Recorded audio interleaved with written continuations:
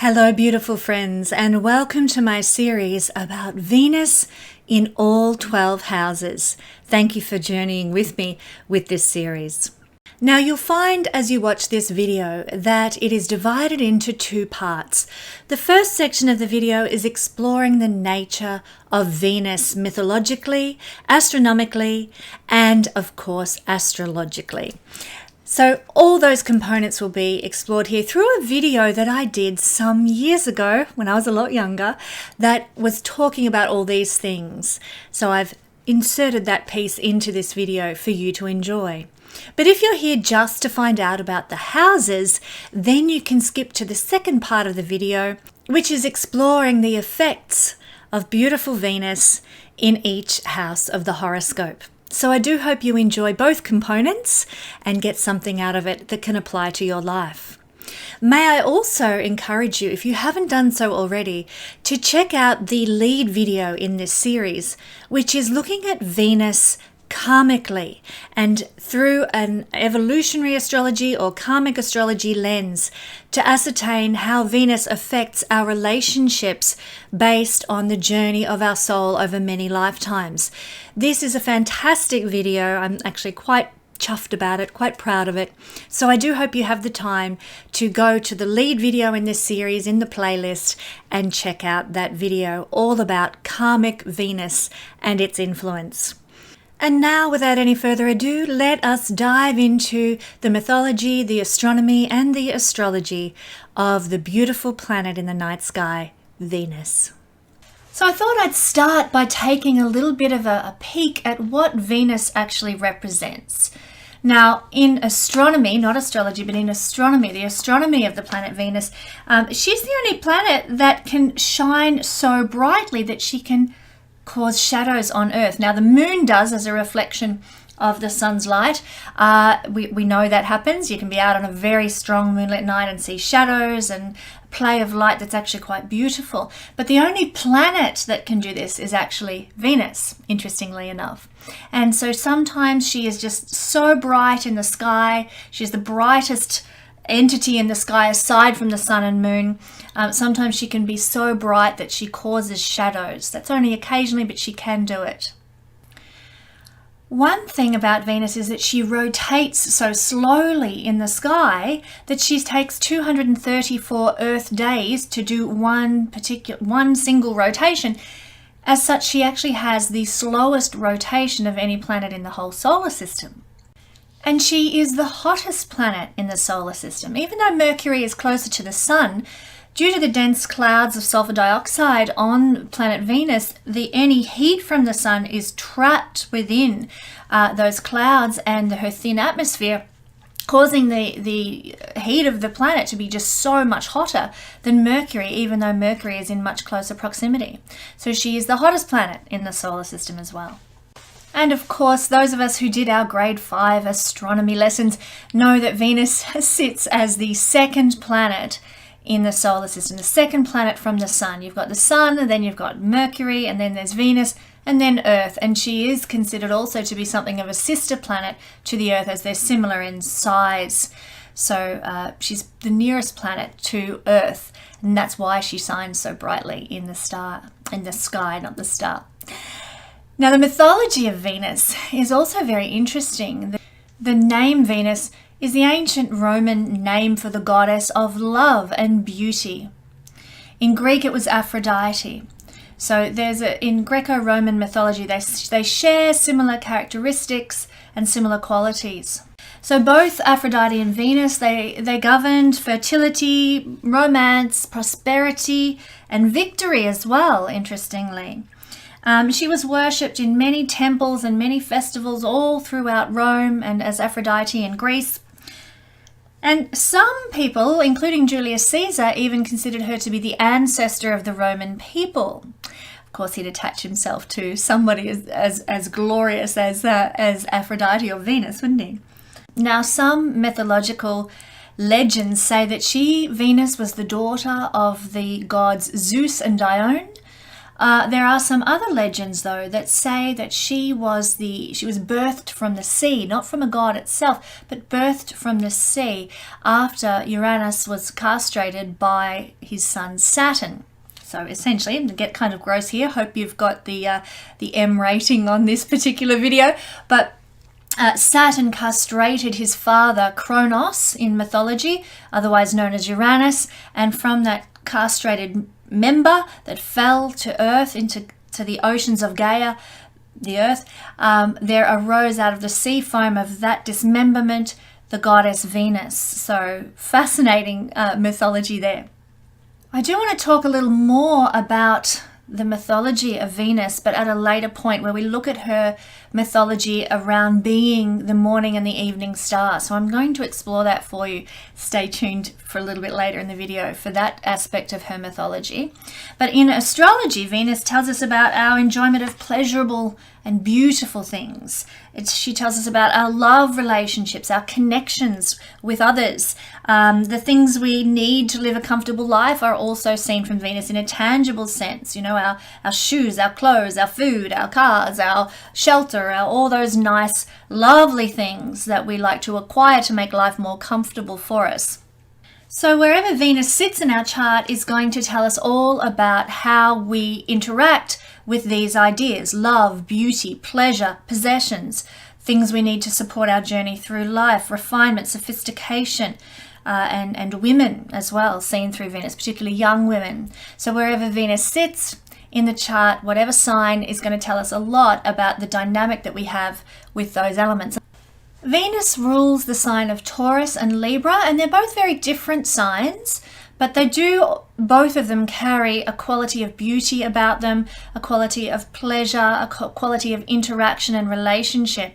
I'll compare the two of them for you just so that you know the great gamut of characteristics that Venus actually rules.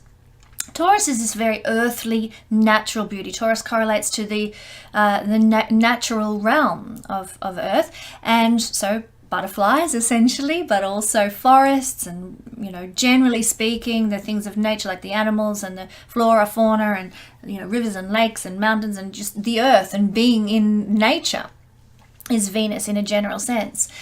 Venus also correlates through Taurus to money, making money, the tangible things, like I said before, that we need to support our journey through life, like pleasurable things, yummy food, going out to a restaurant and eating at a lovely food, and clothing, shopping, beauty therapies, beauty treatments. These are seen through the sign of Taurus and Venus's rulership of the sign of Taurus. It's also self-love that we associate with the energy of Taurus as well. The ability to feel safe, to be secure, is seen through Taurus. Venus rules Libra as well. Now Libra, as opposed to Taurus's type of beauty, which is that natural, earthy kind of beauty, we might think something we want to touch, something we want to hug, something we want to be close to and be a part of even. We might even compare it to, say, the beauty of Marilyn Monroe, which, you know, men wanted to hold her, women wanted to be her. There is this desirability factor with the beauty of Marilyn Monroe, very Taurian. Not so much natural, she was bleached blonde and everything, but she had that desirability, sensuality factor of Taurus. Libra, on the other hand, is more the Grace Kelly type of beauty. You just admire it. My God, it's breathtaking. Look how beautiful and elegant she is. That's Libran beauty. It's not so tactile. It's not so touch focused. It is more, let's say, adoration focused. So it's that kind of sophisticated, classic, refined beauty that we see through the sign of Libra, also ruled by Venus. Libra is also ruled by Venus, and it covers things like diplomacy, fairness, equality, making harmony and balance a priority. It's the peacemaker. It's like I said, harmonizing situations, harmonizing interactions between people. All these are seen through the sign of Libra, and Libra rules relationships. Not just the tactile, sensual, let's get down to the nitty-gritty kind of stuff of Taurus, but more the I love you, I'm committed to you, beyond the touch, taste, see, hear, and smell. I am in a love, intimacy bond with you, we see through the sign of Libra that Venus rules. It's also business partnerships. It's quite a business-oriented sign, Libra. And so it connects to those things as well. And our interactions with the other, anyone else, can be seen. Our relationships are seen through Venus. Libra ruled by Venus. Now Venus is, if you want to use an archetypal image, she's like this beautiful goddess or a beautiful woman. She is a feminine energy, or an ancient goddess full of this wonderful self-love, because she is very, very connected to the idea of self-love. You must be in love with the self, and then you have something to offer others. All of us, even men, will have Venus in the chart somewhere. And because of this, we have Venus in our hearts. We have a love of beauty somewhere tucked away in us.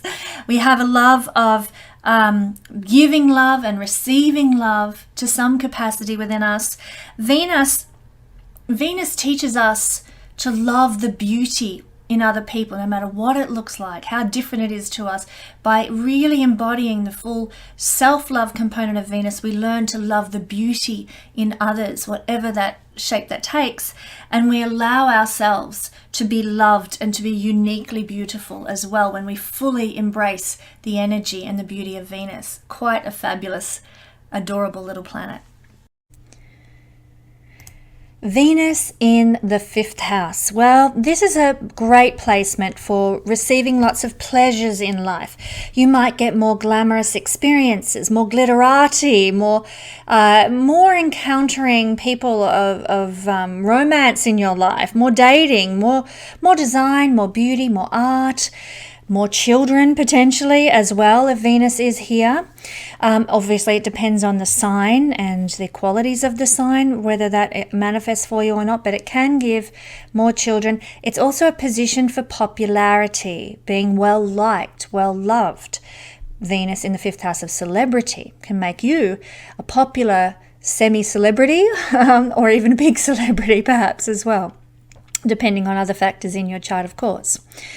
Now, Venus in the 5th house can make you an extremely romantic person.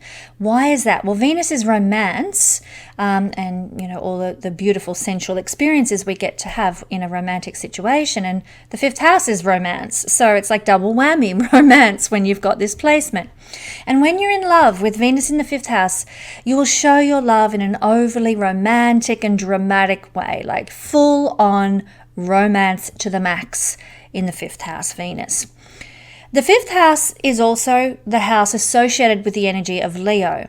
So you can be a bit show-offy in your romantic expression. Leo is the energy of the, hey, look at me, here I am, So your romantic expression, Venus, can be a bit, here we are, look at our glamorous romantic experience we're having, flamboyant romantic experiences. It's these sorts of people are the ones to propose to their partner with skywriting in the sky kind of thing. But also, it's a house of creativity. And so Venus in the 5th house means you might have great capabilities to be creative and inventive with your romantic expressions of love for your partner. Nothing common here about how you express love. So beautiful, really, isn't it? Now, if you are a woman, you will, long for a man to be this way with you. You will want a man to undertake big, bold, romantic gestures towards you, or at least, let's be fair and equal here. You might long for your partner, male or female, if you're a woman, to undertake big, bold, romantic gestures. You'll also desire a partner/man who is very playful with children. This is a house of children, so you'll want a man who loves children. You'll want a man, let's say man. It gets too confusing otherwise. So I'm going to use the term, if you're a woman with this placement, you'll want a man with XYZ, okay? Just so we don't get confused. But for those of you who are bi or lesbian out there, you could consider this to be a female partner, all right? So you'll desire a man who's playful with children, as I said. Also a man with a sunny personality, somebody who's very kingly and very dignified in their personality when Venus is here. You'll also be a very glamorous woman if you are a woman with this placement. If you are a man who has Venus in the 5th house, well, you will desire a woman who is glamorous, a woman who is a celebrity, someone you can show off because she's gorgeous, someone that you have a great deal of pride in. So we often see actresses, models, high maintenance women with placements like this, and men with a placement like this are attracted to the actresses, the models, the high maintenance glamorous women. So people with this position in their chart can be playboys, playgirls, because this is the house of play as well as love and romance. So your romantic life will be very playful as well. All your life you'll be interested in love and romance, even when you're older. People with this position approach love as a source of pleasure, not so serious and heavy unless Saturn's here. Sometimes, like if Saturn was here with Venus, yes, you'll see love in all these ways I've just described, but you'll also be seeking commitment, a strong level of commitment because of Saturn, which is the planet of commitment. There can be ego and love games with Venus in this position also.